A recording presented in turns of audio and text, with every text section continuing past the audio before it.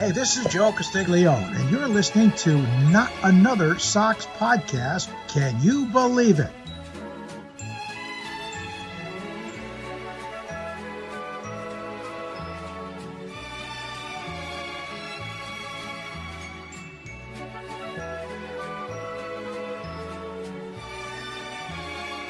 Yankees suck! Yankees suck!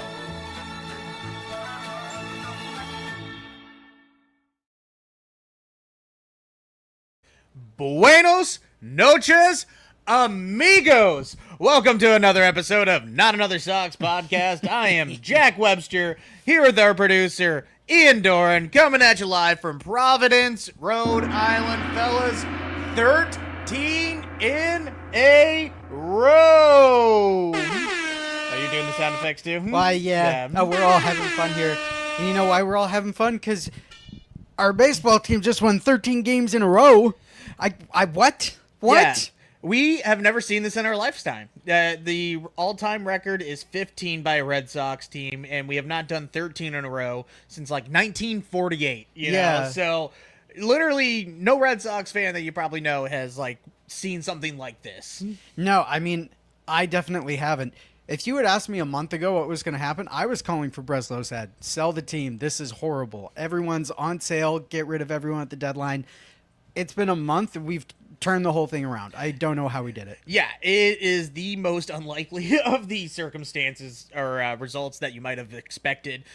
Coming off of that Rocky series, I think everybody's going to kind of turn to like that Yankee series, obviously, as the big turning point of the year.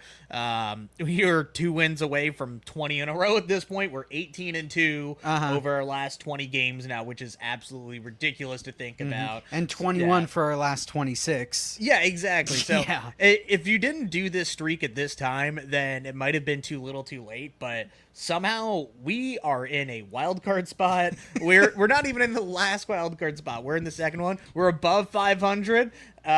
We are only a few games back of the Yankees and even not that far off from the Rays, who we just swept here. So anything can happen. We have completely turned our playoff odds from about 8% to about 58% as of Sunday evening. Somehow Palpatine returned. Literally, yeah. Yeah. I am literally in shock as to what this team has done. You've also done it with like half of your original team on the roster, which I think there's a degree in which that's helped us, truthfully. But 13, we have never seen this team go on 13 in a row. I hope they go 14 in a row, 15. I'm hesitant to call it a Moneyball run because the Moneyball run was 20 games, 21 games? 20 games, yeah, and that record has been broken by, I believe, the Guardians a few years back. So no reason why not. Here's the thing, like, people are like, oh, well, you won 13, that doesn't mean you can't win, the next X amount in a row, but none of the future games depend on what it's already happened. Right. Like we could just go on another 7-game run here. That's how you're kind of looking at it each day. So Sure. I don't see why not. Fuck it. So if you I would say just keep winning until the deadline, just to be sure. What? You should be the coach. Dude. Yeah, I know. You should be the fucking coach Yeah, of this team. that like I could do what Jason Varitek did. Yeah. Prevent Just runs. Keep winning. Yep. Keep winning this game. At this point, I would call it a Linsanity run. I wouldn't call it a Moneyball run. We haven't made it there yet, but we are on a Linsanity run right now, and hopefully we make it to a Moneyball run. Let's hope it's not a Linsanity run because I want to keep having this happen. Yeah. But the Red Sox, they were always doing this thing each of the last few years where they go in scorching hot into the All-Star break, and they weren't able to carry over any momentum whatsoever. Yeah. And I was, a bit worried. Obviously, when you have that great 9-game win streak, you put in so much energy, both physically and emotionally, and especially with all the travel that we talked about last week and everything. So this was a team that could certainly use the rest. Like clearly, right? It worked. They clearly did, but I was a little worried. I was like, hey, maybe they lose their rhythm, especially 4 games immediately after the All-Star break in 3 days. Your, pitching is already being a little bit tested. At home where you have been bad. At home where you have been bad. And against, division rivals who we haven't been the best against this year either. So this was a big put up or shut up series. I remember talking about it last week too. It was just like, yeah, it's great beating the White Sox and the Angels and, you know, the Mets this year. And, you know, you have to take care of business in those games. But the real test, you know, was coming up where you have the Rays and you have the Orioles who are coming in hot, you know, the rest of this week and then flying out to Toronto. 6-game win streak up to today. Seven. The seven. Oh, now. they won today? Yeah, they won Okay. today. Yeah, so two of the hottest teams in baseball coming up. But,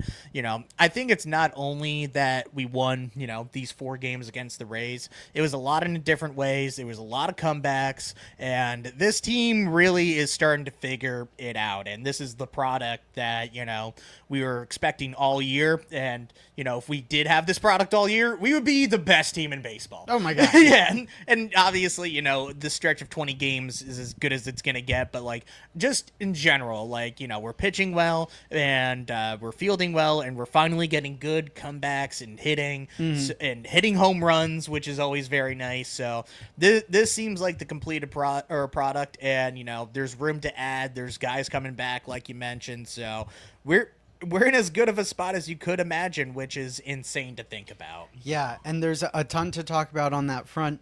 How this team is playing, how the series went, how Chad Tracy is coaching this team, which I quite agree with. Linearly, obviously, leading up to this series, right before we had gone 9-0, went into the All-Star break. I'd love to talk about the Home Run Derby, which was on Netflix for some godforsaken reason. Well, the reason being money, but Yeah, like, I was going to say. the yeah. reason is money, but one of the All-Star games of all time to ever happen, which MVPs for All-Star games aren't real this year. Yeah, by the way. we'll get to all that, yeah. Why don't we, before we jump into our Derby and All-Star game, why don't we do a little fit check? Buddy? Yeah, what so are you wearing? I was wearing a different jersey earlier, but I had to switch out of that one. So we got the nice, you know, neutral referee jersey here. You know, hey, they don't get enough love because they have a very hard job. They're running around just as much as the players, and they don't get thanks. So thank you, referees. But it has a nice Sam Adams patch on here. I believe this was a Savers find. Sure. And then we got the Dare hat. I forget which comedian said it, but they're like, yeah, nobody who's ever wear a Dare shirt has ever been sober in their life. Like, the only people that own Dare stuff do it ironically, which, you know, not saying anything, but Right. no. You know, your ref jersey and your Dare hat like kind of match a little bit. They do, yeah. Yeah, they're very Yankees prison sentence pinstripes. No, don't compare me to that. Yeah. To prison? Yeah. No. Prison's Yeah, fine. you are. Prison is fine. I would rather go to prison than be on the Yankees. Yeah, honestly, yeah. What's the difference? You wear Oh. pinstripes in both Um, occasions. They don't wear pinstripes in jail anymore. It's all. Oh yeah, you're right. You get to wear your own jeans as long as you don't hit anybody. Yeah. Casual Fridays. Yeah. Can you imagine if baseball instituted casual Fridays? Ooh, I like that idea. Yeah. Yeah, we'll put in the golden at bat rule and then casual Fridays for baseball teams. You know, like to like no open-toed shoes. Like, you know, Sure. Yeah, you can't wear sweatpants. I mean, we have to have a little decorum, but if you want to wear a Hawaiian shirt or, you know, a band t-shirt, I think that could be fun. Are you making the rules for casual Friday for baseball? Yeah, For Major League Baseball. Like, okay, so like I feel like we got to put in some ground rules to Casual Friday, right? Right. No Yeah. open-toed shoes. I think that's a good one. Yeah, Classic. Yeah. No sweatpants. You know, Right. you still are at work. You're expected to get work done. Right. Um. If you're wearing a band T-shirt, you have to name at least 3 of their songs. Yeah, you have to name 3 of their songs. No hats. No hats. No hats No on- helmets. So- unless you're playing against Framber Valdez, then you can wear a helmet. Yeah, then you can wear a helmet if you're facing Fromber. Yeah, who's gonna hit you in the head with 100-mile-an-hour four seam? I don't think he can throw that hard. Oh, No. sorry, a 97-mile-an-hour four seam. Aw, man. And then you die. But Yes! that's Casual Fridays, That's baby. Casual Fridays, That's what it's all baby. about. Yeah. I love this rule. Yeah, they basically do it for the home run derby. You can kind of just go up there, no hat. I mean, I'm so glad that they weren't wearing just ugly All-Star game jerseys this year. Yeah. Like, you know, they obviously are going to do the 4th of July jerseys, and I think they're fine this year with, like, all the America, you know, stars and stripes on the back and everything. Nothing special, but it was cool, you know, having it be in Philly, obviously, for America 250, and, you know, having those jerseys, I think, you know, probably they sold more of them than they would have just whatever garbage that they come out with, you know, most years. Like, who's buying this, really? Well, and I think they realized that. The teal All-Star Game jerseys, you know, those kind of colors were fucking sick. And then when they did like the 2024 like All-America camo jerseys for AL and NL, I was like, now it's fucking stupid. You ruined it. These jerseys suck. Let everyone go back to their regular jerseys. Yeah, and they did. And they tried like putting those jerseys in the All-Star Game, and they just look so ugly and out of place. So like stupid. There's gonna be just like in 20 years we're gonna look back and be like, oh yeah, remember when they were doing that bullshit? Yeah. So glad that we don't have to, you know, worry about that. Glad that you know, they kind of just they went all American with it, and there's a lot of opinions on America right now, and I definitely have mine for sure. Yeah. But you know, hey, it was a still nice celebration. I feel like they did a very classy and nice job where sometimes the propaganda's cool. Yeah. Yeah, they honored the things that were important really, really well. Yeah. I like the crack in the bell hats that they Yeah, had. with the fanatic, he was there. Yep. Yep, to sign the declaration. Technically was Yeah. to sign the Declaration of Independence. Why Netflix got the Home Run Derby, I think, is really stupid. But like some of the small production things, I thought were kind of interesting. Signing the lineup card, it was almost cool. That was for the All-Star Game. You know what? Yeah. All of this is bullshit. None of this is real. Yeah. The All-Star Game is fake. Sorry.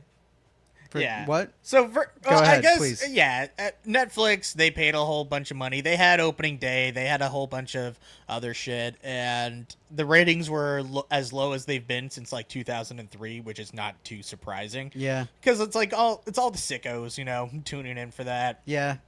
And honestly, if I did not already have a Netflix subscription, I probably would have been like, okay, I guess I'm just not watching the Derby this year. I'm going to steal this. Yeah, I'm going to steal this, or I'm just going to move on with my life because it doesn't matter. It was very cool that there was somebody on the Red Sox participating for like the first time in like 15 years or something. Yeah. And he did us proud. He did us very He proud. did a good job. I was a little worried with the new format that they were going to do, that it was just going to be Take City, like the way it was like 15 years ago before they started the clock. But I think it was a nice balance with the, you know, per swings instead of like per outs. Yeah. And they tried to do the golden ball rule or whatever, and really didn't work out until, you know, later on. Jordan Walker. Yeah, we'll talk about that.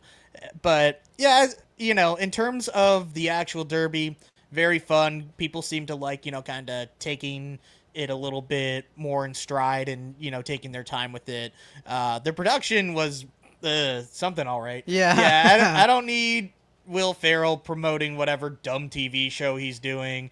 I don't need the fucking boxing guy doing the like lineups or like the announcements for whatever. Guy. Yeah, like, let's get ready to Rumble rumble. Man. Yeah, I don't know his name, but Yeah, doesn't that's matter. okay. At first, I was like, Mike Tyson was Yeah, doing yeah. the home run derby, and here comes Wilfred Contreras. He's That would about actually to be hit a home great. run. That'd be great. Yeah, Yeah, but you have to pick players that have lots of S's in their names if you're going to have Mike Here comes Tyson. Kyle Schwarber. See, you get it. Yeah. You get it. Here comes Ben Reith. Yeah. He's from Massachusetts. I mean, to talk about Ben Reith in the home run derby, No. better than Jazz Chisholm, technically. Yeah, wow, that doesn't take Yeah, much. real high it was bar. the hate watch for the second year in a row. Oh. Magnificent. Chef's yeah. kiss. Yeah. How'd you feel about the new format? We didn't know what to expect with it because you're right. We all thought they were just going to watch things that weren't right over the middle. I kind of fucking loved it. How did you feel watching the Derby? It was better than I thought. I do kind of still like the clock, but it was, you know, pretty cool, like, seeing Wilson in it, obviously. He did us proud. He was leading off, and, like, I don't understand why he had the worst odds out of everybody. I can kind of understand when it's some bullshit like Kalshi or Polymarket, where it's, like, the actual percentages of bets, and, like, he wasn't favored or he didn't have the most bets placed on him. That's other bullshit, but, like, even, like, most sports books, they had him, like, plus 5,000. And this is not a gambling show. I don't know what most of these numbers even mean. Right. Yeah, but like they're just like, oh yeah, not a fucking chance in the world this guy's gonna win. And he seemed like the perfect candidate for the home run derby. Like, he just pulls a bunch of fly balls in the air, and he hit like a 490-foot one in the first round, and you know was after the first round the leader because of the tiebreaker. So he was so much fun to watch. He definitely played like the heel villain, like they going up booed against the fuck out of him. He got up there, and he was like, tapping "Oh, his what's ear. that? Yeah. What's that?" He was having fun with it, and I think I hate Phillies fans, but hey, you're going to do what you're going to do, and I think it was more of a playful type of thing than actual, like, animosity or whatever, so it was a lot of fun, and, you know, would have been cool to see Wilson in the finals, but kind of glad it was Kyle Schwarber, you know, having that hometown guy there, so that was cool, too, and very funny that it was maybe the most random guy there, in my opinion. Kyle Schwarber? No, Jordan Walker, who ended up Yeah. winning. That's what I meant to say. I was like, Kyle Schwarber is the home run derby. Yeah. Of course he is. But actually, I have Jordan Walker pulled up in front of me. He's having a great year. He is. Him and Wilson currently have the same amount of home runs at 22. Okay. I believe 22. Wilson might be at 21.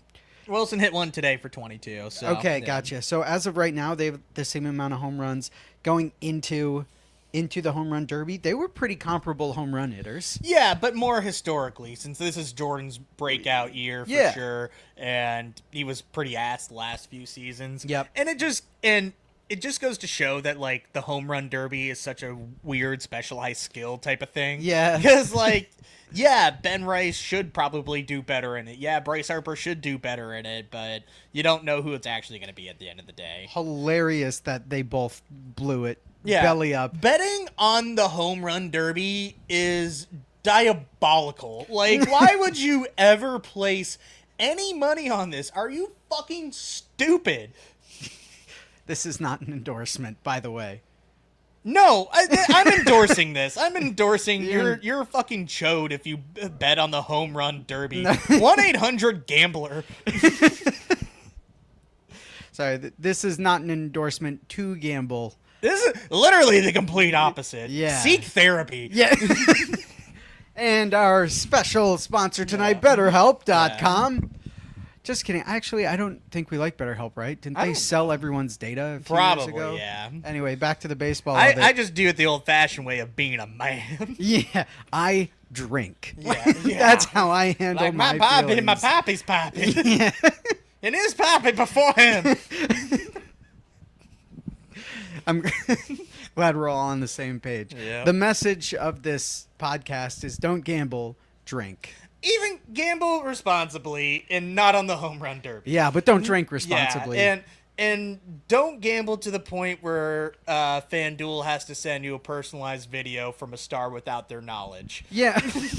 Which, sue. If you're Bryce Harper, sue immediately. Oh, I'm excited to see the fallout of all that. That's gonna be something. Hold on. And I don't blame Bryce for any of this. Yeah. This is not his fault. Me neither. And like, quick pause from talking about home run derby and all-star game. That's fucking insane that they just like bought a cameo of Bryce Harper and they sent it to a fan like, stop gambling. Please stop. No, not even. Really the opposite. So this happened back from what I remember reading in November of 2024. Forget the guy's name, but he was trying to quit gambling, and FanDuel just kept on sending him all these VIP services, tickets to the Super Bowl, all this great type of stuff to try to keep him addicted because he was a VIP and betting a lot of money and giving them a lot of money. And so he was trying to quit, and he lost his house. He lost millions of dollars. Damn. He apparently was even suicidal at one point. And FanDuel purchased a video directly from, FanDuel directly purchased a video from Bryce Harper on Cameo without indicating that it was going to be used for, essentially commercial intent, even though that commercial intent was just one person. And so he gave a quick little message like, hey, happy Thanksgiving, thinking of you and your family. Really nothing that you would think twice of. And then they put their logo over it and sent it to this guy who is now actively suing FanDuel. And it got brought up to the Philadelphia Inquirer, who, published their story about it. And Bryce Harper, fought back on that he had any knowledge that this was going to be used for anything like that. My God. Which I 100% believe. So I am sure there is going to be a lot of results from this. Yeah. Yeah, it kind of goes back into the theme we talk about every once in a while, which is like, there are some people in the world you could start fights with. I don't know why you would choose to fight baseball players. They're very, very, very large. They're very mean and angry and have a lot of money. So I am not always Bryce Harper's biggest fan, but I hope Bryce Harper sues them into the ground. I can't say anything bad about him because I made a deal with the devil. I made a deal with the devil at the WBC. At the WBC. What'd you say? If you hit a home run right now, I'll never say anything bad about you again. Yeah, and then he did hit a game-tying home run in the 8th. So yeah, you know what? Credit where it's due. Congrats, Bryce Harper. Yeah. Terrible in the home run derby. Him and Ben Rice, both absolute chunks in the home run derby. That made me feel good. I would have loved to see Contreras in the final. Obviously, he didn't end up making it there. I did not expect Jordan Walker to win off of 3 of the pink magenta balls or whatever. Yeah. I thought that was kind of stupid too.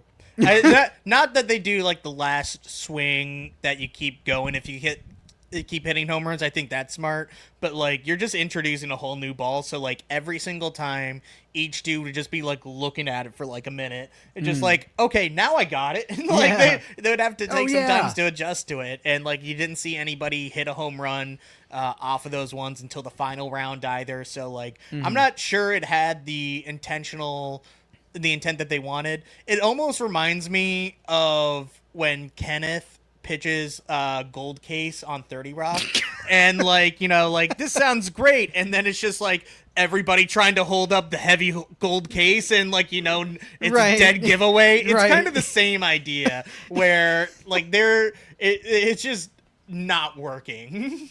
I just watched that episode the other day. Great episode by you, man. You nailed it. It was you struck gold on Gold Case. Great show. Excellent show. Derby was awesome. I had a great time watching it. All-Star Game, less awesome. one of the All-Star games to ever do it. Yeah. Oh my God. What a fucking snooze fest. Yeah. If only they had done more musical numbers between that the was innings. The best part of it. That's the only part of this All-Star game that I'm gonna remember is like that cool Sandlot-esque like thing that they did where there's all the fireworks going off and then it was just smoky for 10 minutes after around the field. Right. Like that was the coolest part of the entire game. Right. Really nothing else happened. And then they all took chewing tobacco, got on a Ferris wheel and threw up. And then they pretended to drown. Yeah. They got chased by a big the dog. Lifeguard. Yeah. Great movie. Excellent movie. I talk about that movie all the time. It's a great movie. It is. Yeah. I was talking about this weekend how Hamilton Porter, when they're playing the team from the next town over, and he's just sitting behind the plate like, hey, is that your sister in the outfield naked? And he's like, shut up, Porter. I'm just having a conversation. Great movie. Excellent. Great movie. I was listening to the Red Sox game on my drive home today. 27 strikeouts in the All-Star game. That's horrible. Yeah. You don't go to watch guys strike out 27 times. You want to see everyone hit 100 home runs. Yeah. And I mean, hey, I'm a big fan of good pitching, and obviously when you have this condensed like outing that you're going to do only one inning at most for pretty much every guy and not even Aroldis Chapman. Yeah, who didn't get the 3-batter minimum. Yeah. Fire bullshit. Schneider. Yeah. Bullshit. So it doesn't help when almost all the runs were in the first inning too, and very funny that Christopher Sanchez starting at home, like big honor, and then he just poops the bed. Right. Yeah. After he's been a Cy Young candidate all year. Yeah, just But the game was Shits himself. decided in the first inning, and hey, it's an all-star game. It doesn't matter. But like the fact that there was just one solo home run from Miguel Vargas. Right. Whoa. Ooh. Yeah. Did he earn it, or was he the representative for the White Sox? They probably had more than one. They're decent this year. Yeah, So, surprisingly.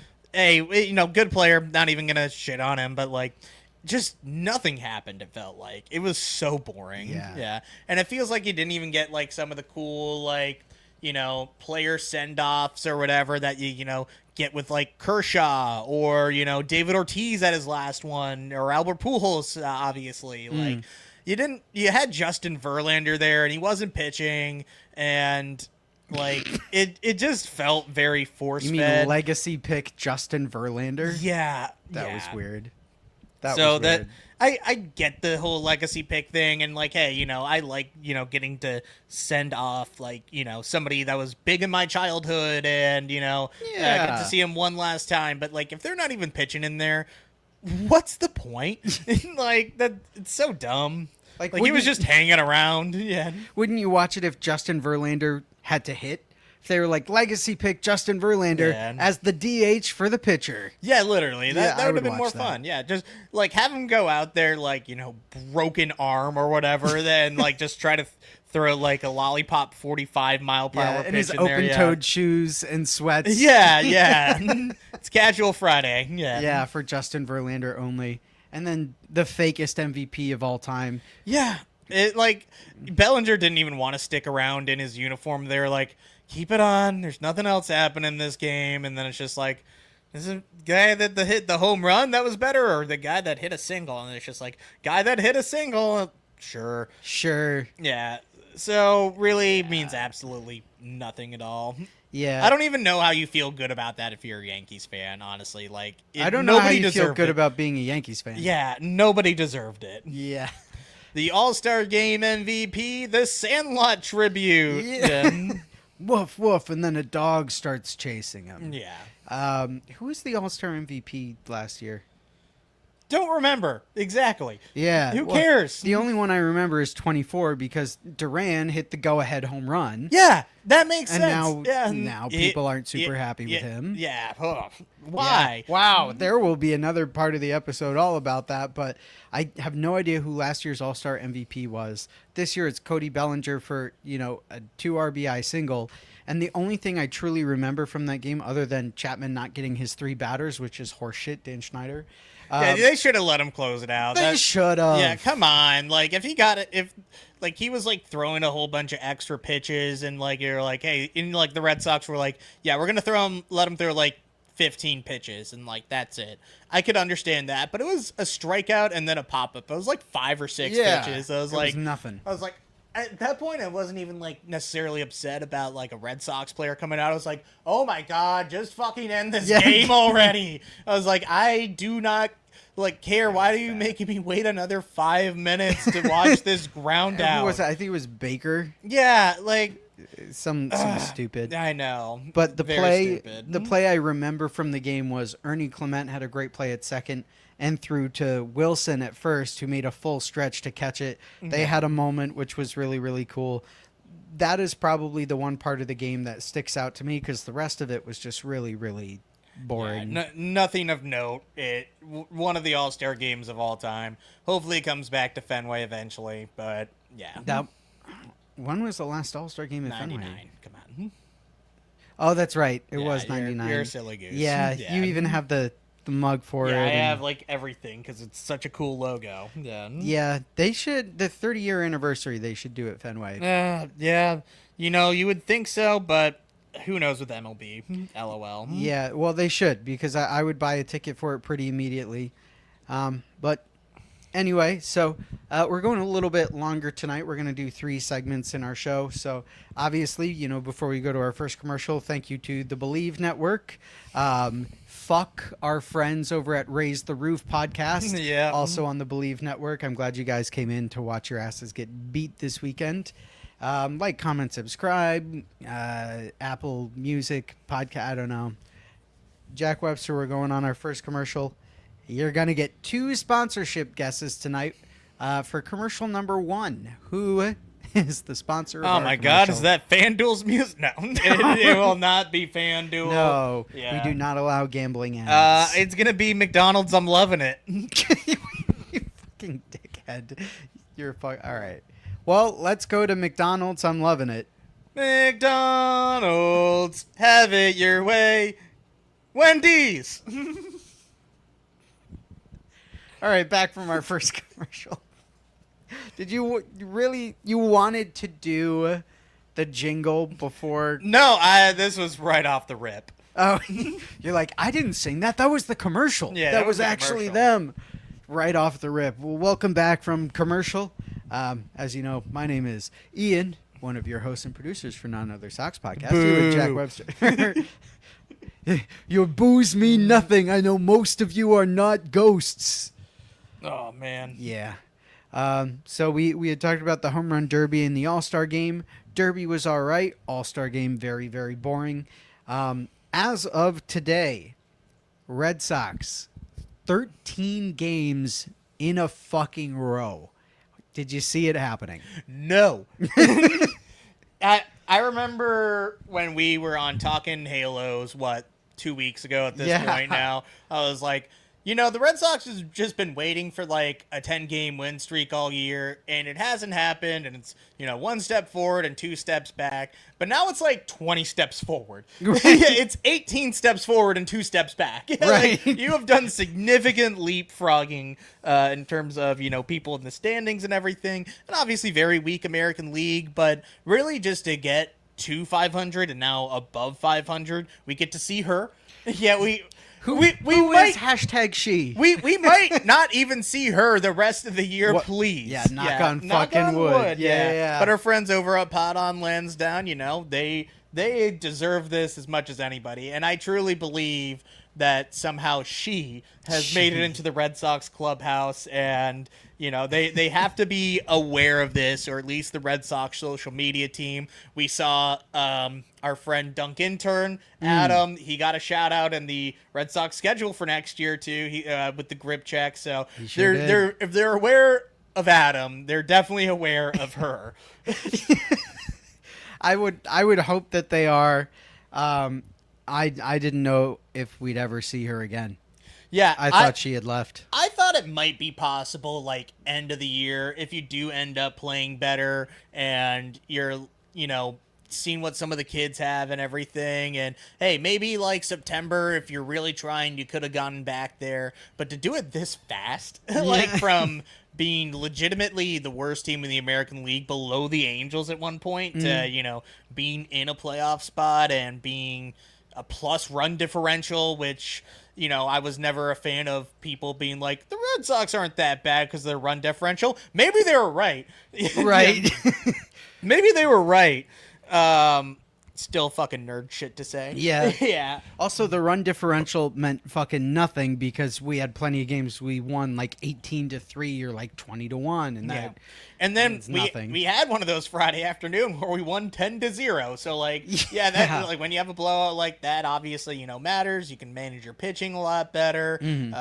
Jake Bennett absolutely shoved in that first game, which was great to see. And then we blew it open, so we even got him some rest in there. So like that being your first game back right off the break, day game on a Friday. The energy was loud, though. The guys, showed up. The fans showed up. And it's exactly how you would want to, carry that momentum, which they have been allergic to all year. But they managed to do it even with a break. Well put by you, man. You nailed it. They did. I quite like Jake Bennett. Yeah. Oh, my God. What a steal. Yeah. I had no idea. Jake Bennett, I was unfamiliar with your game. Yeah, I know. We'll have to go back and look at our live reaction to the Jake Bennett trade because we were on air with a friend, Holly Red Sox Yapper, while it went on, despite doing 4 episodes in like 3 days for the winter meetings. Yeah, the sprint. Yeah, we didn't have a single live thing happen during that, and then like a week later we did. But yeah, what a move by Craig Breslow. And it makes, the whole Durbin for Kyle Harrison trade look better, too, because at that point you had Tolley, Early, Bennett, Kyle Harrison. You didn't need 4 great young lefty depth pitchers. Right. And obviously all of those guys have contributed at one point. Yeah. But, trading one of them for something that you needed in Caleb Durbin, who's also completely turned his season around at this point, makes a lot of sense. So, Jake Bennett is probably the prime example of, the Red Sox pitching lab, where he was kind of, middling in the national system. He came back off of Tommy John, I believe it was, but they really were able to, just tweak some things and turn him into, a very good young pitcher, and I'm excited to see him the rest of the year. I'd like to point out, too, liberals, that Kyle Harrison hasn't hit any home runs this Zero. year. Yep. Has done absolutely nothing for this Red Sox team. Do we face Kyle Harrison? I think we already faced the Brewers this year, earlier on this season, so we're not going to face them again this year, unless if it's in the World Series. Well, they would have to beat the Dodgers. Yeah. A lot of people would have to beat the Dodgers for us to face them in the World Series. Dodgers fucking shat on the Yankees today, by the way. Yamamoto pitched a gem. Schlittler blew up by the 5th inning. Yeah. Haha, Schlittler. I think they're the Sunday night game too, so they're gonna do a little aftershoot here. They had a doubleheader today. Yeah, because they got rained out the other day. Okay, that makes sense. Yeah. I feel like Yankees Dodgers doubleheader is a pretty big ticket item. I've always wanted to see someone beat the shit out of the Child. Yeah, what's better than watching the Yankees get beat? Watching the Yankees get beat twice in one day. Twice. But that first game was fun. Yeah, it was great. I didn't know we'd get to 13 in a row. I'm glad that we're here. I think anything that happens after this is kind of gravy because we're 2 up. We're in sole possession of a playoff spot. When you went 9-0, you became like in the playoff conversation. Now you are in a playoff spot. As long as you coast, then you should be fine, knock on wood. There's still a lot of baseball left. You can't coast is. at this point. Yeah. Well, you can't take your foot off the gas, I should say, but like as long as you don't let your position in the standing slide, then you're a playoff team. Yeah. Well, now you can go for reinforcements, and we'll talk about some of our insurance. Absolutely. Yeah, you can go, get some guys at the deadline. You are in a position to do that. And, doesn't necessarily have to be rentals. These could be long-term pieces. So at the end of the episode, we'll go over, some of our trade ideas. We got a lot from our fans. Would love to hear that and, go over some of those names. But yeah, you have hypothetically Garrett Crochet and Roman Anthony coming back at some point, but you're also not depending on that either. It's not just like, oh yeah, we're not going to do anything because we have Garrett Crochet coming back, or oh, we're not going to do anything because we have Roman Anthony coming back, since the guys that, are replacing them right now are doing great already. Yep. We're not looking for an outfielder. We're not looking for a starting pitcher. Like, we're probably looking for middle infielder or catcher or, somebody that can maybe come off the bench or whatever, at the end of the day. So we'll get into all that. But the fact that, you're in this position now is going to help you out not only for the rest of this year, but moving forward, long term, because now, like, hey, you have a good farm system. You can trade some of these guys. Yeah. Please, for the love of God. For the love of God, which I think one of my favorite trades in recent years was Blaze Jordan for Steven Matz. It was a great 1-for-1 trade. Did everyone a whole lot of good. I do like some of the players, i.e. Wilson Contreras in particular, who approached FSG and was like, hey, I don't know what's on your mind, but don't trade me. If you try I will to trade say no. me, Fuck you. Yeah. But I think he's a guy. Ride that contract out. Keep him as long as you fucking extend him. Give him more years. Why not? He's been phenomenal. But with this team performing, we just got 4 at home to extend that win streak against the Rays. So like, I'm looking at this team as buyers right now. Like you should be. You got 2 more weeks for something to go wrong, knock on wood. But right now, this team is buyers. Yeah, and we saw John Henry at every single game, earlier on this season, and he is definitely going to pressure Craig to, Craig. to go out there and buy. And, as for as good as we are right now, we don't know how the rest of the season's going to go. Like, if this team doesn't do much at the deadline and they do kind of struggle down throughout the way, that could be still Craig's job in danger. So Craig Breslow is also going to be trading for, his job at the deadline, essentially. I think his fucking job depends literally on it. Sure does. Yeah. Because it probably actually does. If you fuck it up like you did last year and you're not able to get a big fish and you trade away a decent prospect for Dustin May. Then sorry, you're going to look at all the other options that you might have then. So I'm not worried about that quite yet. We'll, see how things go, and I am hopeful that now that he has some more dirt under his fingernails in these deadlines, and he's not gonna make last year's mistake of not taking advantage of even picking up someone like Merrill Kelly. He went big fish hunting and then he went home with a fucking sardine. Smallmouth bass. Sardine. LOL. He picked up a few minnows. Some anchovies. He had to go to Petco and pick up goldfish. Came back and said he got something. That was no. The goldfish was Brandon Lau last year. Yeah. It was after the deadline. He's just like, I got something Nate for Lau. you, Nate sweetie. Lau. Nate Lau is who you're thinking of. Yeah. Yeah, well, you had said Brandon Lau. I think you meant Nate Lau. Nate Lau, when he came back Nate with Lau. the goldfish, Yeah. Nate Lau, he was like, hey, I got you a first baseman. Yeah. And it's like an upside down goldfish. It's gone. You shook the bag too hard. In the last week, we have had a few player moves. Brian Bayo is back up on the major league team, which there's been some hesitancy there, but he's back. Tommy Kahnle re-signed with the organization. He's currently in Worcester. And your big acquisition in the last week, you picked up Jahmai Jones, who had recently been or was being DFA'd by the Tigers. Yeah. What has Jahmai Jones done so far? He's done great for us. Yeah. And he was having a real rough year with the Tigers, like negative 1.5 B-WAR, and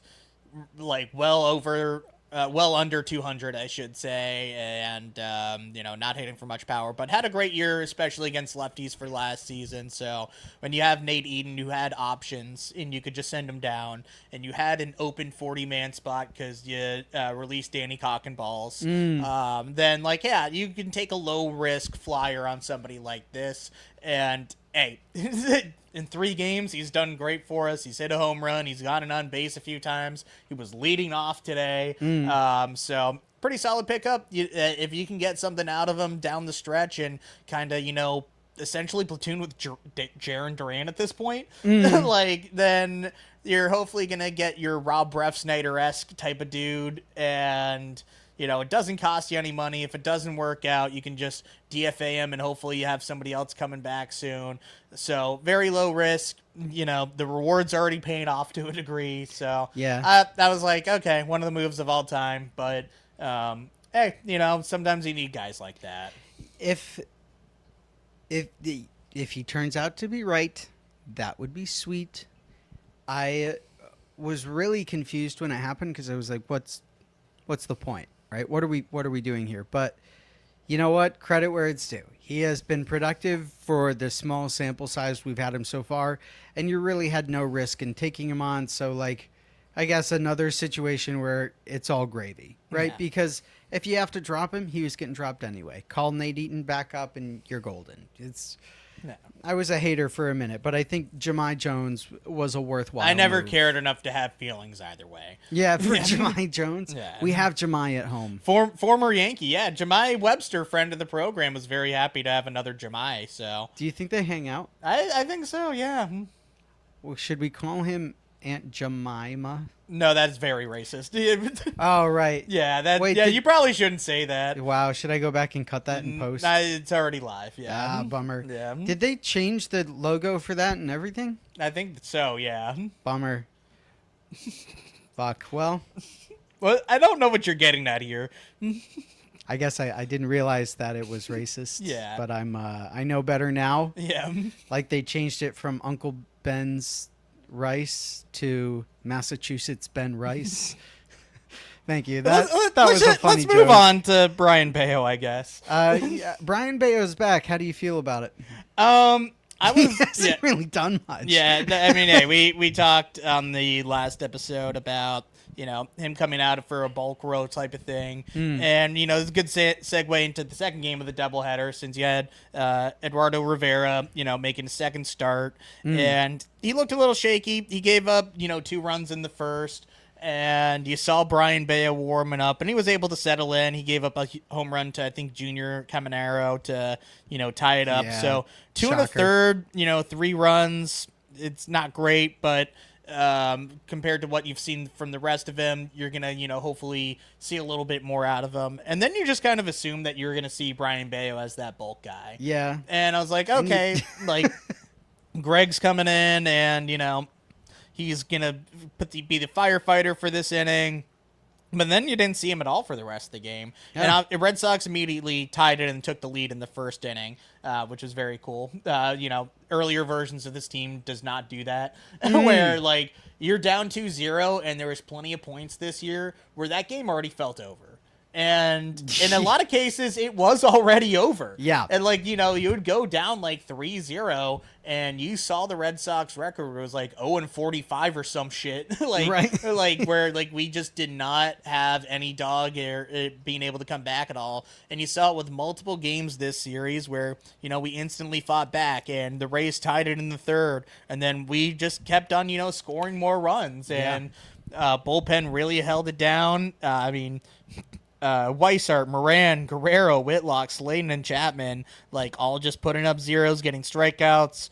Not a single walk from any of those relievers. Oh, let's go. Yeah, and 5 strikeouts over 5 and change. So,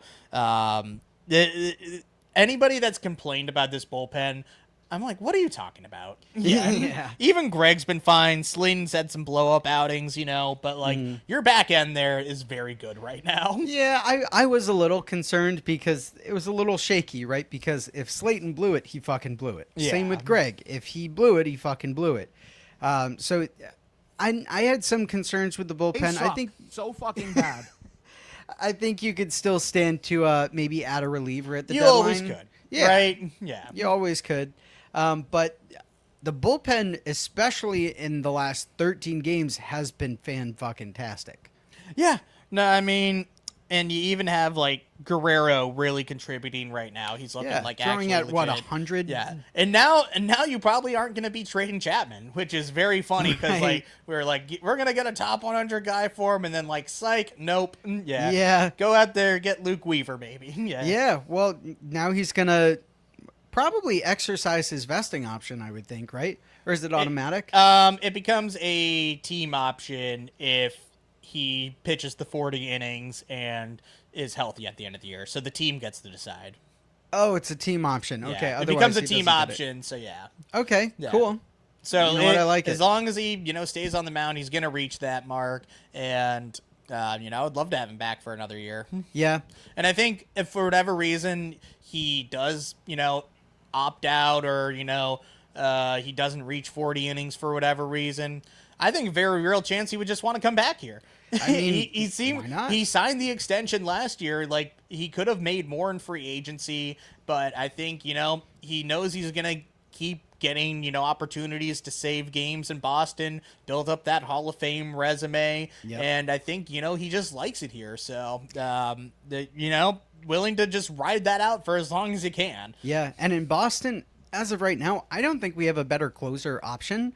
Like, Whitlock would be very serviceable if we needed him to close or save games, Yeah. but who's better than Chapman to close out a game right now? Yeah. All-time save or all-time strikeout leader for Chapman for a reliever. relievers, yeah. Yeah. No, I mean, yeah, it's very funny because Whitlock and Chapman have identical ERAs right now. Oh, do they? yeah, which is great. You'll love to see that. Yeah, Yeah. feels good.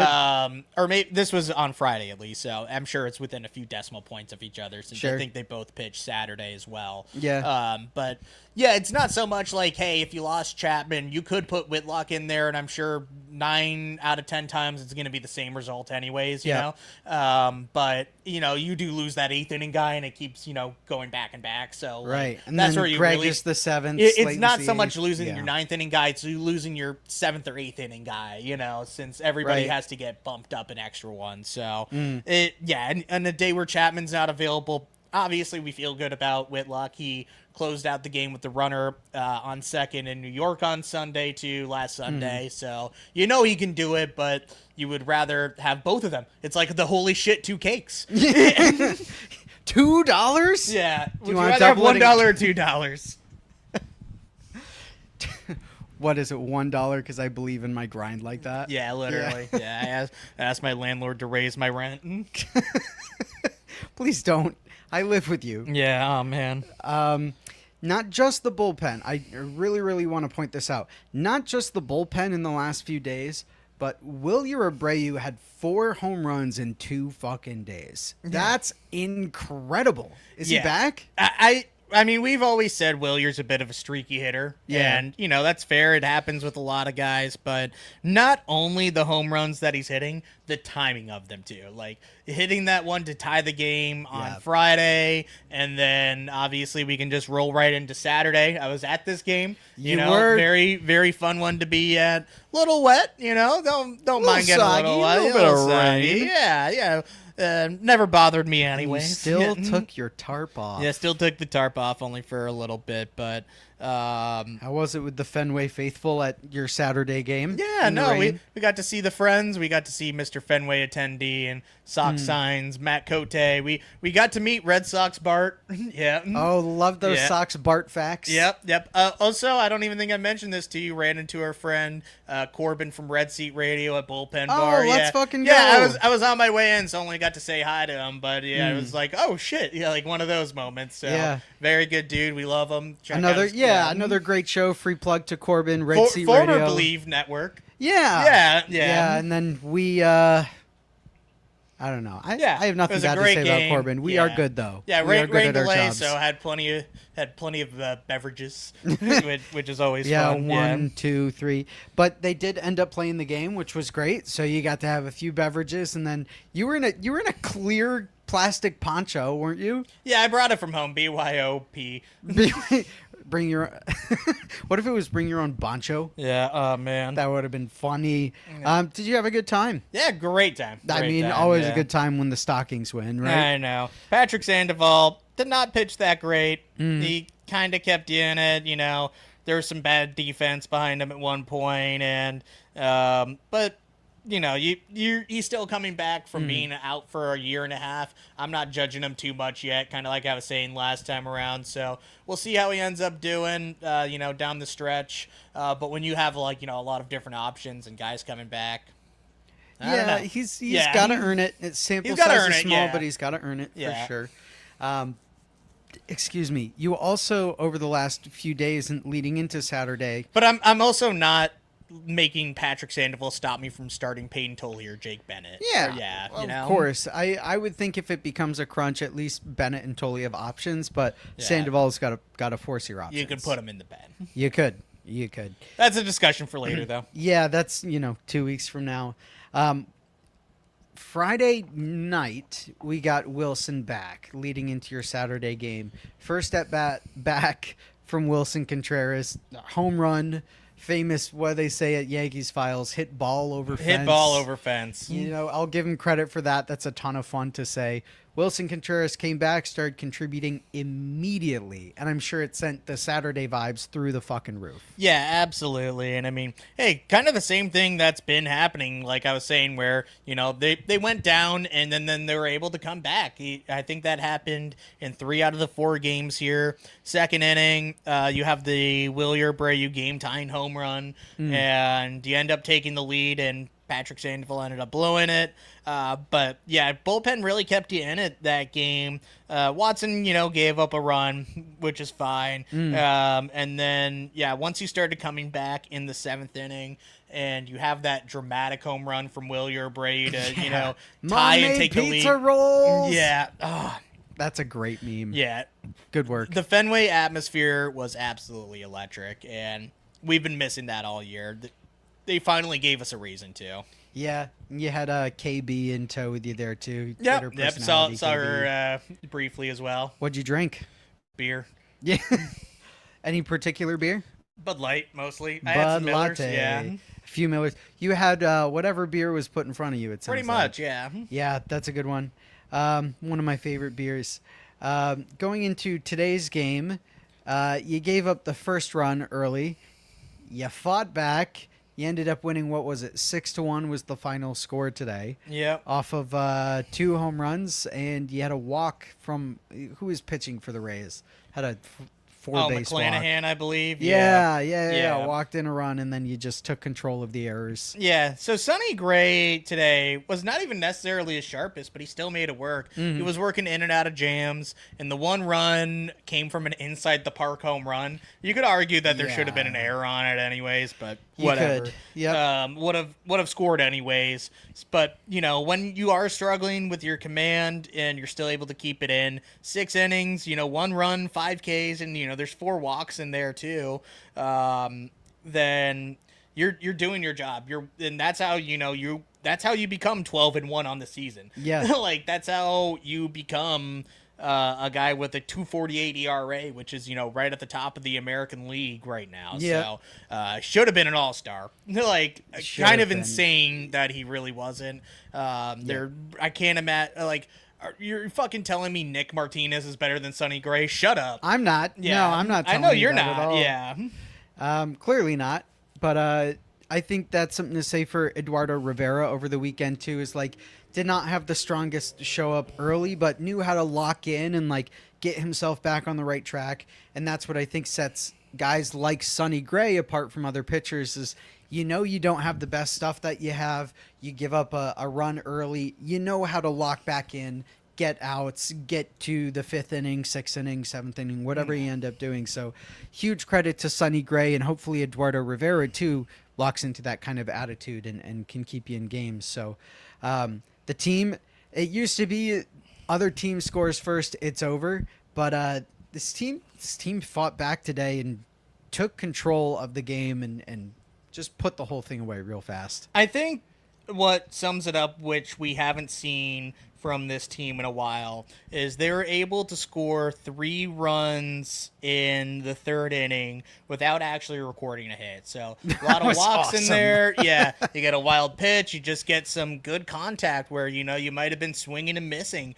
earlier on in the season. So being able to, take advantage of some Rays mistakes and errors, it really felt like we were the rules really reversed. Like it was a Freaky Friday situation where all of a sudden, the Rays are the ones throwing the ball around and, you're not getting much out of their starting pitching and playing bad defense. So very refreshing. This is must have like other teams saw us the whole entire year. I love when bad things happen to other teams and we can do good with it. And not me. Yep. Yeah.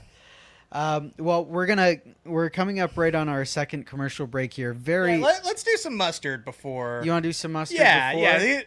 We talked about the series. There's one super important discourse going around that I think we should recognize before we start handing out mustard. Yeah. We had some more attitude this week from Red Sox favorite Jarren Duran all over Twitter. Looks like he had an issue with Tyler Milliken. Yeah. What happened? Not to talk about other podcast beef, but this didn't happen right now. It just came out because he was doing some AMA on their Patreon or whatever, and then it got leaked. Right. So apparently Duran was very not happy that he got caught on live TV giving the middle finger, and he's like, "Oh, Tyler Milliken posted it," without saying anything. Just didn't say like, "Oh man, Duran flipped off somebody." Just posted a picture of it. And that, really triggered Jarren, and we don't have to go into that whole potential incident, that happened in Minnesota of what may or may not have happened. But the fact that was your reaction to it, and it was not Tyler Milliken, selling you out like Jared Carrabis did to Pablo Sandoval a few years ago, which was very funny. Not saying anything bad about that or about this situation either, but the fact that, Tyler was willing to, go up to him, talk to him man to man, and Duran just absolutely refused to, called him a fat fuck and told him he would beat the shit out of him. Just absolute as soft as you're going to be. Not the attitude that you should be having on, this type of ball club. And if you're going to be a fucking crybaby about it, at least do good. Yeah, like, you can't have this piss poor attitude and also be batting 195 and have the second worst OPS in baseball. Yeah. Well, I mean, it's really funny because the day after that all came out, he had an excellent game, actually. But I think we're all kind of getting tired of the hot-headed attitude. There's a lot of speculation as to like what might be going on inside his head, or like why he's having some of these outbursts. I don't think it's super fair for us to make those assumptions about Jarren Duran, but I think we're all just kind of running out of steam for some of the outbursts towards fans, towards supporters of the team, and towards Tyler Milliken, who's a person we've all loved, who hasn't really done any wrong by anybody. No, the fact that it was Tyler Milliken, the guy that will, back the single A prospect up that like you've never heard of, right? Just absolutely insane. But I mean, it's just so overdone and so tiring at this point, and I just want to move on from it. Like, I'm just This is what, our third or fourth time having to do this same Duran segment this year alone. Yeah, because it keeps happening, and it keeps happening all the time directly to him and nobody else. Hold on. Hey, I am saying those mean things about Jarren. I'm Jarren Duran. The sentiment of yours that I agree with is that you should still want Duran to do good as a player for so many reasons. If it gets him traded faster, you want him to do good. If it puts your team in a better position, you want him to do good.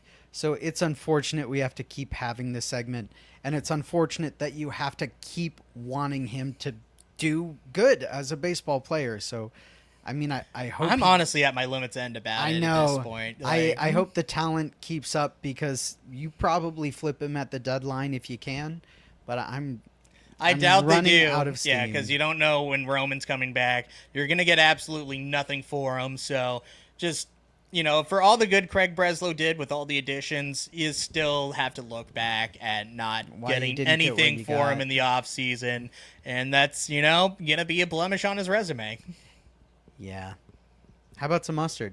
How about some mustard? How about some... Yo, I get to play the sound. A little extra mustard. A little extra mustard. Mustard! Lovely, lovely week. Yeah. To Hey, see a great little extra weekend. mustard out on the field there. I mean, considering the mustard is, the last 4 games, but you could probably find something in there. Anything that sticks out to you.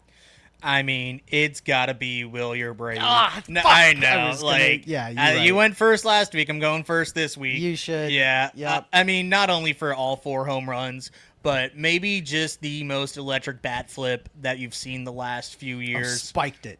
Spiked it. Spiked it. Not a fan of the yellow jerseys, but they were rocking right then. And that is just everything that you want to see out of this team right now. Anthony Siegler, the Seagull, coming out, going insane. Caleb Durbin putting his hands over his head like he couldn't believe it. It's giving me goosies right now. Ooh, yeah. Goosies. I didn't, when you're in that moment at Fenway like I was, obviously it's great. You're jumping around, you're hugging strangers, you're kissing babies. But, really to, go back and watch it on TV, I didn't even notice the spike and everything, in real time. I was watching the ball. And then, to hear Dave O'Brien, call it, and it was a great call from him. Yeah.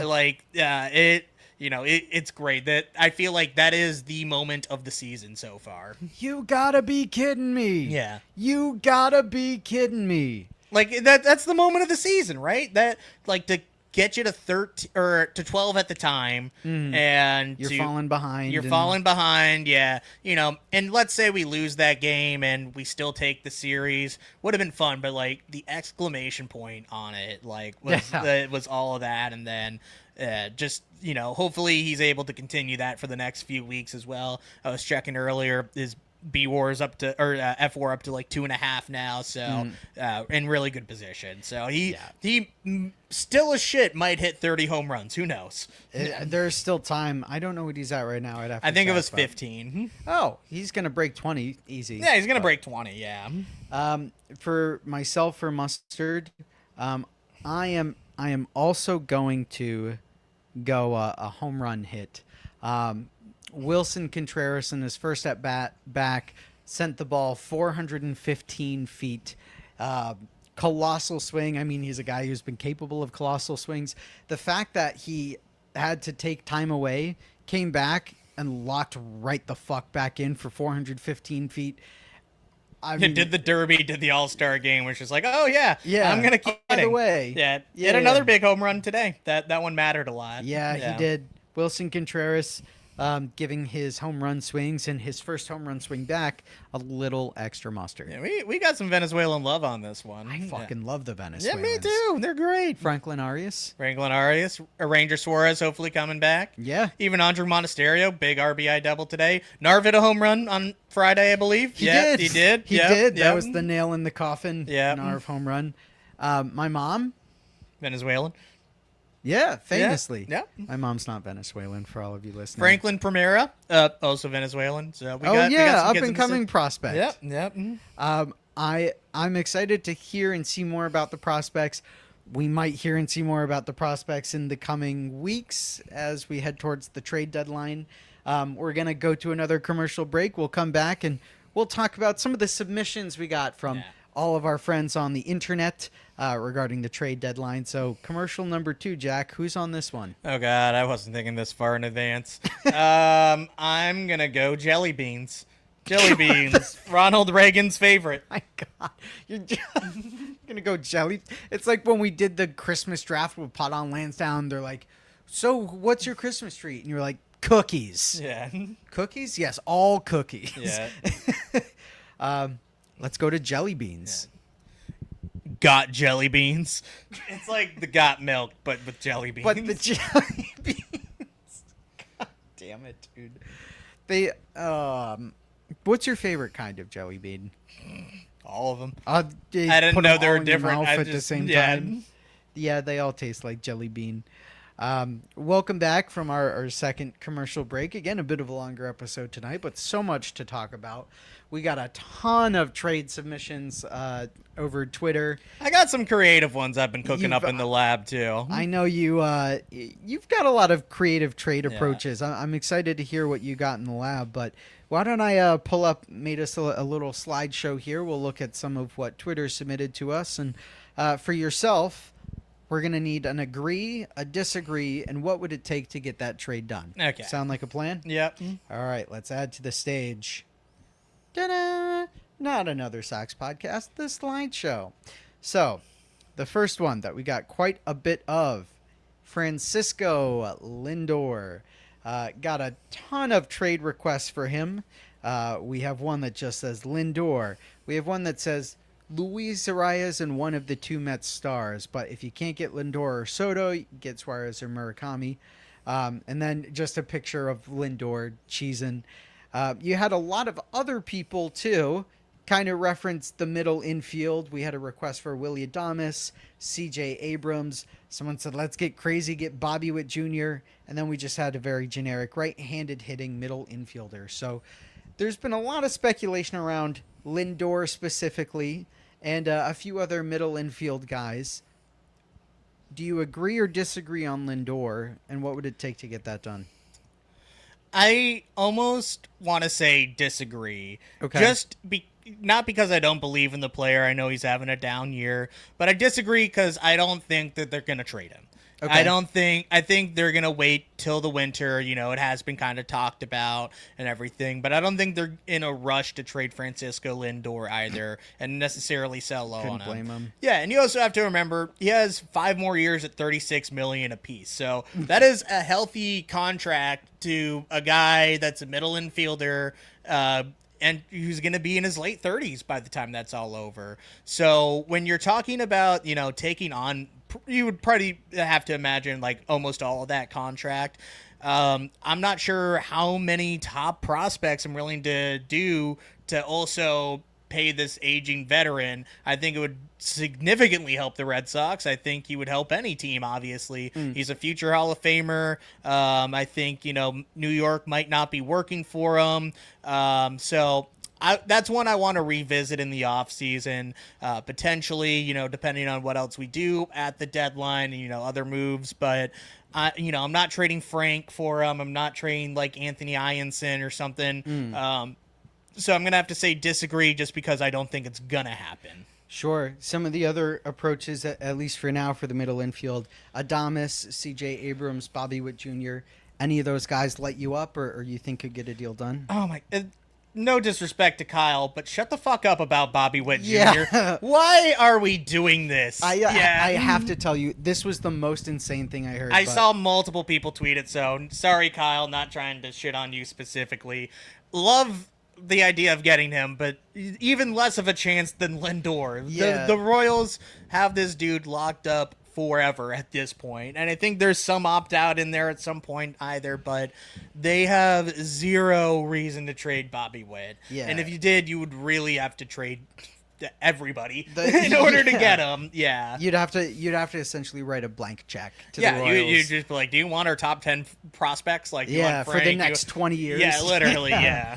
I was in upstate New York over the weekend listening to WEEI radio, and on the game when they had the rain delay, someone called in and he goes, "Hey, I'm from Miami. I'm a Red Sox fan, and I think the Red Sox are gonna get Bobby Witt Jr."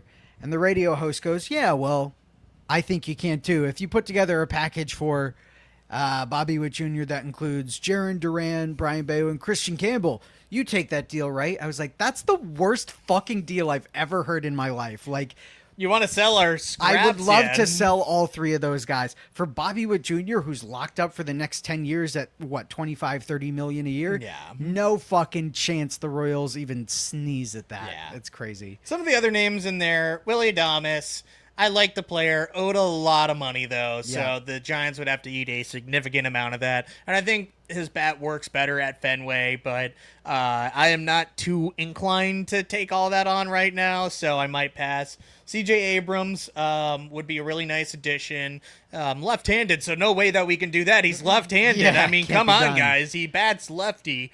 The defense is atrocious, though. So you would probably have to shift him over to second base, and I'm not sure I'm willing to do that in the middle of the You season. don't want another second baseman? Yeah, literally. Yeah. So I feel like probably another team would end up spending more at the end of the day. Maybe the Nationals want Jake Bennett back for him. And yeah, that would be That'd very be funny. interesting. In the slide before Luis Ariz, I think that would actually be fine. He's a rental. He wouldn't cost you a lot. Obviously left-handed, obviously not a lot of pop, but he would be an addition. I'm not sure how legit the defense is, but a guy that would probably help you, and you're not trading a top 100 guy for him at the end of the day either. Sure. So I can keep going with some of our Twitter let's persons. keep going here. Yeah, so the next one, actually not incredibly exciting, but we had a group of people that were undecided as to who they wanted at the trade deadline. We had one power bat. Hey, a power bat for once. Someone who's really good at hitting. And then we had, at Botsy Fan of the Show, said, Mom and Dad to stop fighting. Yeah, that's a big one. I don't know if we have the prospect capital for that. Yeah, I don't think even Ianson could get them to no. stop doing that. Are you undecided looking at the trade deadline?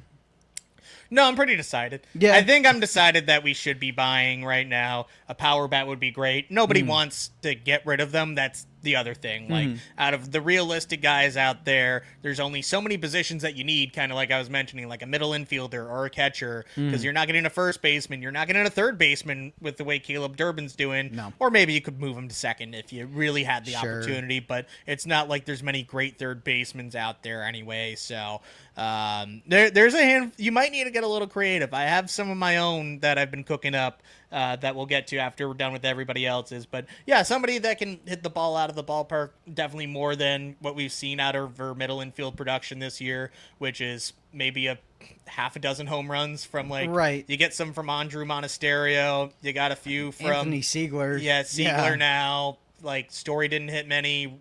Meyer didn't hit many. Yeah. Like IKF maybe hit a few in there, but yeah, really, you've gotten such little production out of the middle infield that it's such an easy and obvious area of need. Well, when you talk about power bats, one that we also got quite often was Goodman, Hunter Goodman. We had quite a few people throw him in. Goodman and Wood, and we win the World Series. Get Hunter Goodman. Pry Goodman from Colorado without giving up Arias or Gonzalez. Oh, great. Yeah. Oh, it's so simple. Yeah, we kill the crazy. Batman. Yeah. That's exactly what I was thinking too. But Wood is also the same category as Bobby Witt, by the way, where why are we even talking about this? Do you have the moon? Yeah, I did. Sorry that Marino Pepin, out of all people, tweeted that. That means nothing. Yeah, Segumo, what does he say? Seguimo si positivo. Yeah. Hunter Goodman would love him. And, the Rockies are dumb. Then that's your only reason why they would trade him is because they're big, dumb idiots. Because I think he's under control for a few more years. But, yeah, when you have, the number 3 prospect in baseball, that is probably what it's going to cost in order to get him. And, maybe you do. Maybe you just go out there and splurge and you worry about the middle infield problem a few years later from now. So if you have that opportunity, I would say, let it rip.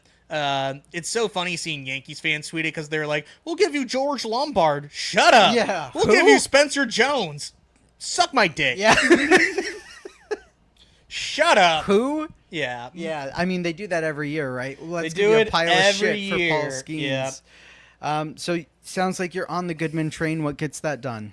Yeah, it would take. If you're not doing Frank in that trade, it's Ianson and other prospects on top of that. I don't know what the Rockies would necessarily want in return. Obviously, we have good pitching. Maybe they want one of our guys like Early or Bennett or something in that trade as well, which would be very understandable.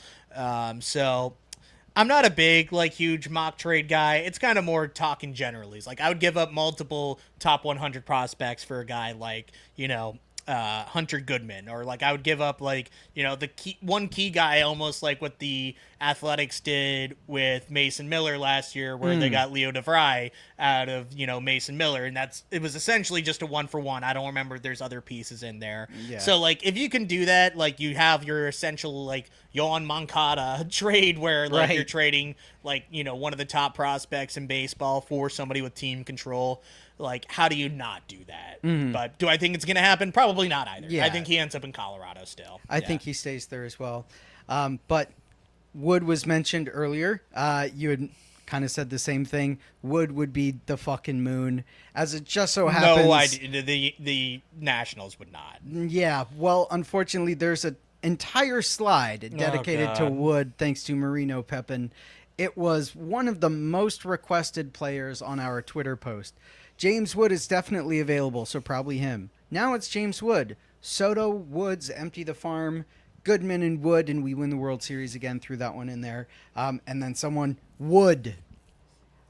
Is Wood a realistic target? No. You think Marino Pepin's full of shit? Yeah, and also, hey, you make room for James Wood in that outfield, no doubt. Yes. Absolutely. You move anybody that you need to in order to accommodate James Wood and trade like that, with also keeping in mind that you have Roman Anthony coming back too. Mm-hmm. So, yeah, would he make this team better? He would make every team better, but I'm not sure, we're necessarily putting our resources into getting another left-handed hitting outfielder unless if you're trading another guy back. And no reason the Nationals should be looking to extend this guy. They're on the up and up. They have him for multiple years of control after this. He hasn't even hit arbitration yet, so I see no reason why they would, unless if teams literally offering their top 3 guys. It would take Frank, it would take Ianson, and Justin Gonzalez. It would take all 3 of your top 100 guys. Yeah, and probably still it would be talent. comparable to the trade that brought him over to DC. It would take a Juan Soto-esque type of trade. Yeah. We don't have a Juan Soto. No, we don't. We don't. So Wood was a big name that's out there. You don't think it's possible, and you would empty the cupboards for that one. A guy you're quite fond of. We got a lot of Neto. This is my guy right here. Yeah. Yeah. We had Sox Bart threw one in there. Another one from earlier. mentioning if you can get Arias for cheap, Goodman or Jeffers, you would like to. If you can convince LA to trade Neto, I want Zach Neto and nothing more. You are a big Zach Neto guy. Who isn't a big Zach Neto guy? Yeah. Is it possible? What gets it done? I think this one is possible. I'm going to agree with this one. I mean, the Angels have one of the worst farm systems in baseball, like year after year. Yep. And it finally got to the point where Perry Minasian was fired, and you did bring in John Mozeliak as an interim type of thing. So I think if you're him, you have nothing to lose by trading Neto right now. Angels aren't going to be in contention the next few years anyways. And you can get some really good major league ready pieces right now, whether, you do want to trade one of the young arms in earlier Bennett or, anybody else that, might be kind of knocking on that door either. You probably don't trade Frank for him. You probably don't even want to trade Ianson for him, but the Angels would be looking for pitching, if I had to imagine, and we have plenty to offer. So I'd be willing to imagine we could make something work there, and I think it would be an excellent fit. He does strike out a lot, but that right-handed bat at Fenway with good defense, I think it would be a perfect fit. And I also think he would be, a guy that if we did trade for him, I would love to extend. I would love to have Zach Neto in Boston for, brave. Years to come. Yeah. That's brave. I mean, you block Arias and you block Meyer if you extend him. Yeah, well, those guys can move around too. Sure. You could use them as trade pieces in that case. If you get Zach Neto, then yeah, maybe you do trade Frank for Hunter Goodman. Sure. Something like that. Goodman and Neto would be an excellent. And you never know either. Guys go down. You always need more dudes. So these problems end up solving themselves in most cases. Well, I like Zach Neto a lot. I think that's a great suggestion from the people who suggested it. The next one's kind of an interesting little crisscross. Duran. But getting rid of Duran, getting Jarren Duran the hell off this baseball team. And then a controversial take is that all Duran haters have diarrhea that for Tim a week. Ferrer guy is so annoying. He whenever there's a single tweet about Duran, this must be his dad's burner or something. Because he is so aggressive about it and so annoying. So a great job trolling, I guess. But yeah, I mean. Getting rid of Duran for anything positive at this point would be an Soda addition. in the clubhouse. Yeah, Soda in the clubhouse, especially if you do have Roman coming back. It would just be, an addition at this point. If you're able to do it, you can. But I don't think they do because I don't think they want to sell so low on him. Yeah.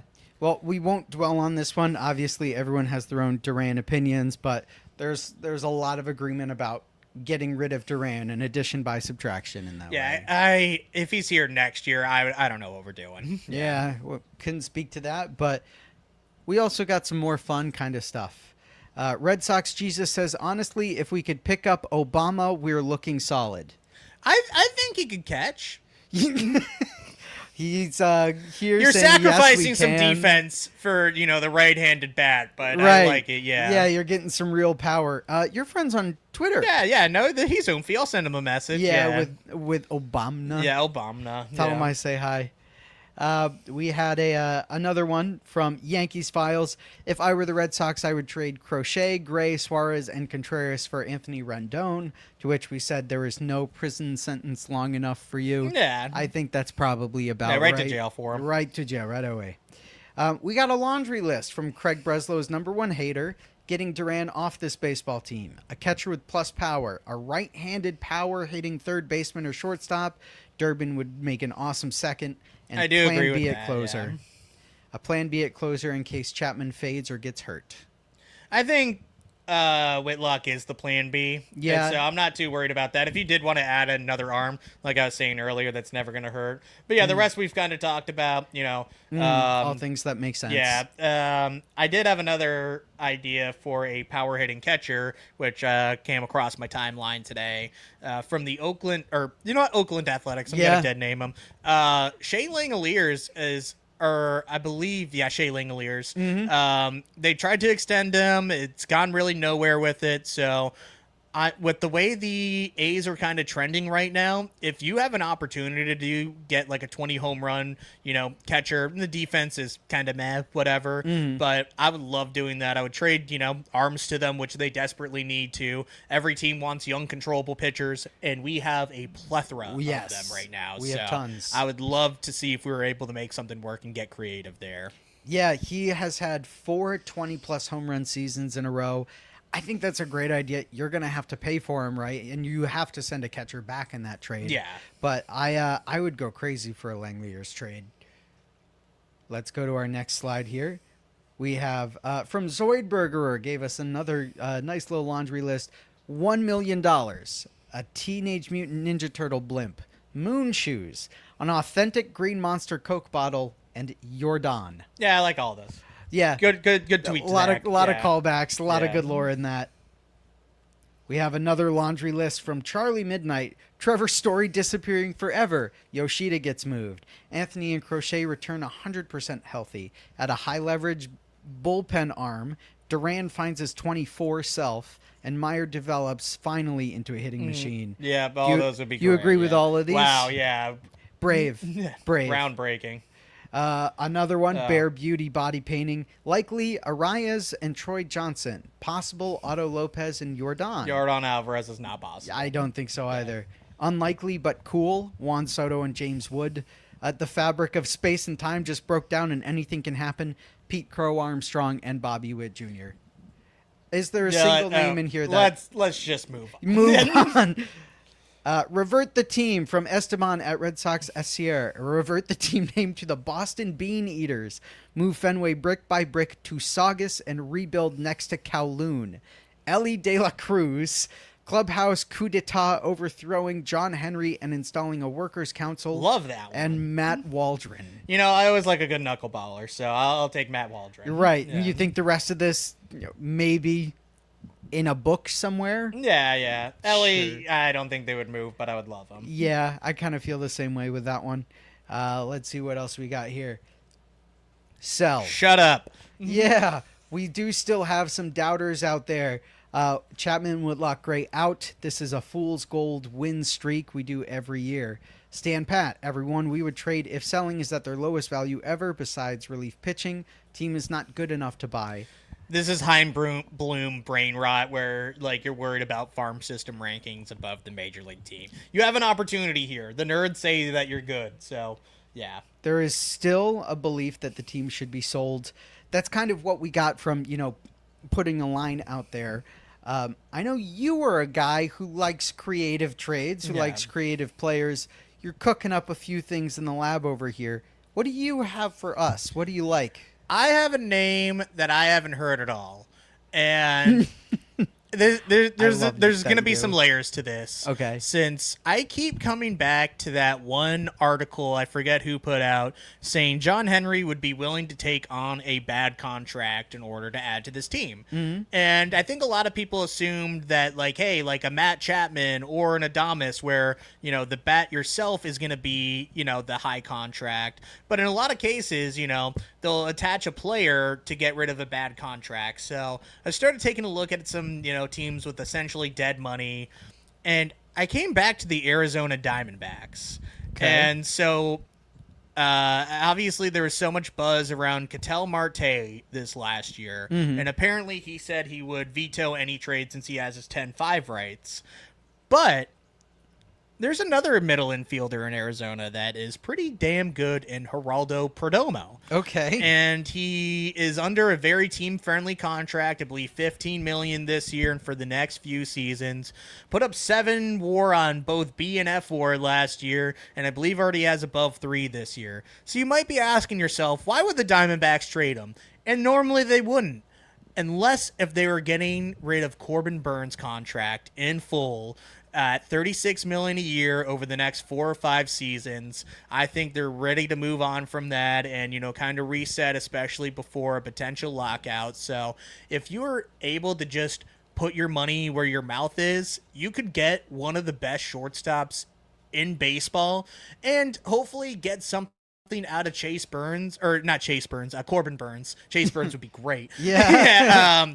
And even if it doesn't work out, you can still justify the trade by getting your long-term, or at least next few years shortstop there. So I think this is even less likely than a lot of other trades that we went over. But, you got to get a little creative with it. And they would make the team a lot better. It's interesting. Yeah. It is the first time I've heard this. I chatted with my cousin over the weekend, who's a big baseball guy. He said, I kind of like Perdomo, but I haven't seen it anywhere on Twitter. I haven't seen anyone make trade proposals for it. Taking on a bad contract to get a player that you like, I think that's kind of fucking creative. Yeah. I mean, and we've seen from Craig Breslow, it is almost never what you might expect. Yeah. I think the only move that we might have expected this last year was Wilson Contreras. I think we were on that, but we didn't have Sonny Gray. We didn't have Ranger Suarez. We didn't have Caleb Durbin. Right. You never know which direction he might be moving in. And I think we're in a very unique position where a lot of other clubs aren't willing to take on a big contract like that just to get another player. So I think it would be fun. Yeah, also Corbin Burns would be sick if he comes back healthy. Yeah. Perdomo's hitting just below average with the bat, but is showing a 7 to 10 defensive runs saved window in his standard fielding at shortstop. I like it. Yeah. How Craig should hire me. How do you get it? Do you send anything back? Or Yeah, do you would just still take have the to send a good contract? amount back, too. And, they would need something shiny to show their fans that, hey, we're trying now. And like I've mentioned 100 times, we have young, controllable starting pitchers. Those are so valuable. Yes. We have guys producing at the major league level that have 5+ years of control right now. You have the not only guys in the farm system, but on the major league level that you could go out there and get anybody that you wanted to that, would be available if you're willing to give up the right pieces. And I don't think there's a window right now that's better to give up some of those pieces than, right now. So does that take a Jake Bennett, you think? Probably, yeah. It takes a Jake Bennett, Connolly early. Maybe if maybe you do essentially kind of like what I was saying before, the 1-for-1 with Franklin Arias or something like that. So again, not trying to get into I would give this guy, and this guy, because it never ends up really working exactly like that at the end of the day anyways. But yeah, I would give up a healthy thing and take on that whole contract in order to get somebody like that that's under team control and just very dependable year in and year out. Well, at the end of the year, I think the Red Sox are going to be looking for a new president of baseball operations. So you're hired. You've man, got the job. I got it. The collective hive mind of Red Sox podcasters. Yes. Of which we are the kings. Yeah. Don't look at the other podcasts. That's No, not how look at hive me. minds work. We all work together. Nuh-uh. There's Yes. a queen. There's a queen in every hive mind. The queen has to be Jared Carrabis. Yeah, she was crazier than him. Right? Yeah. Well, we're nearing the end of our show. We have fiance of the pod, Christy, saying red stockings. She is right. Christy also says he can't be a Pobo next year. He has plans. Like what? So a bit of a longer episode tonight. Thank you all for bearing with us. Thank you, Jack, for bearing with us. And just a lot of excellent fucking Red Sox baseball. I'm so happy. Yeah. I'm ecstatic, and I think there's a little more hope for the trade deadline. Just don't blow it the way you fucking did last year. But is there anything you would like to add to put a cherry on top of this beautiful week and a half of baseball? I think we're going to break the record. 27 games in a row. We're doing it. What's next? We're all going to throw perfect games. games. We're going to just do the 13-game win streak again. So we're going to get to 26 and then watch them blow it at 26. Yeah. Well, let me make this very clear. I love you. No, I love you. Okay, I love you. Bye. No, I Okay, love you. I love you. Bye. Bye.